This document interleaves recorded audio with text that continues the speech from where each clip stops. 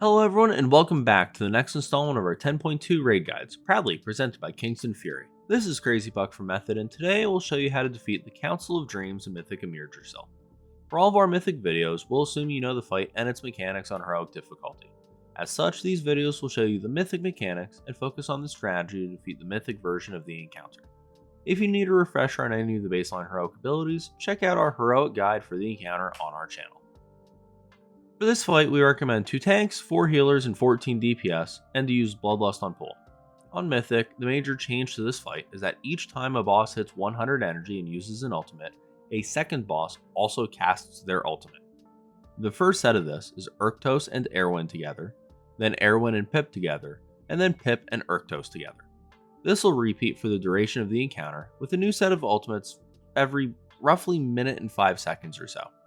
You'll want a preset plan for each set of these ultimates to ensure you handle them correctly. The other mechanical change is that when a poisonous javelin debuff is removed, it'll explode and deal damage to anyone within 10 yards. No biggie, just move away when you get the circle. Before we get into those 100 energy abilities, let's talk about ducks and flowers. The noxious flowers spawn in greater numbers in Mythic and become a lot more of a problem. If you get too many flowers, the damage can become unhealable. You also don't get enough duck casts naturally to keep the flowers in check. To counter this, we recommend having one person specifically assigned to be the Duck Master. This person will be a duck most of the fight and will be in charge of intentionally ducking other people as needed to keep on top of the flowers.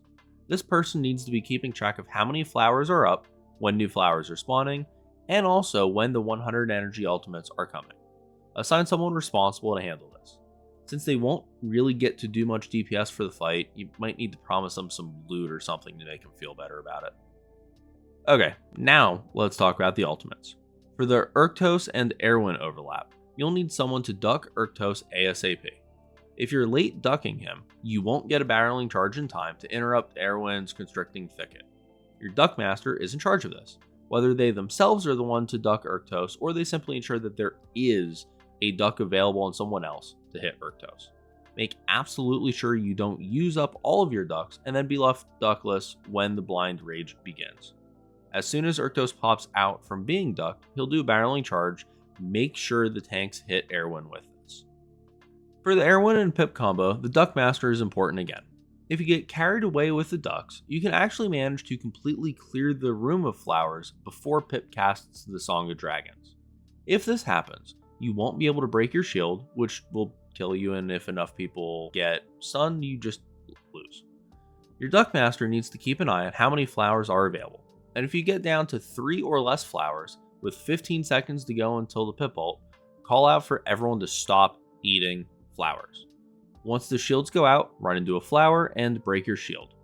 While that's going on, the tanks still have to be making sure that they're aiming the charge at Erwin.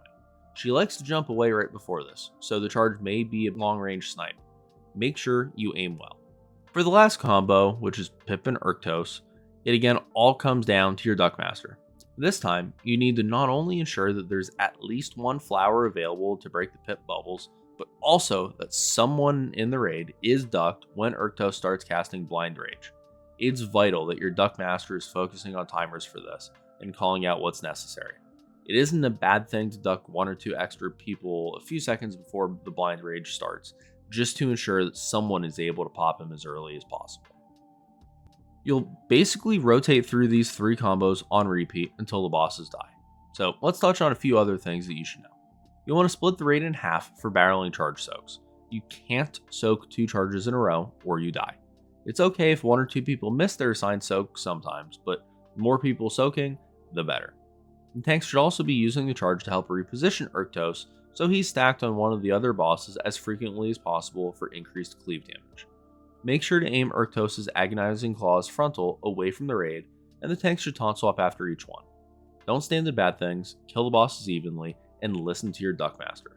Don't let any of the bosses go past 5% health until you have all 3 of them pretty even, then nuke them all down and kill them within a few seconds of each other.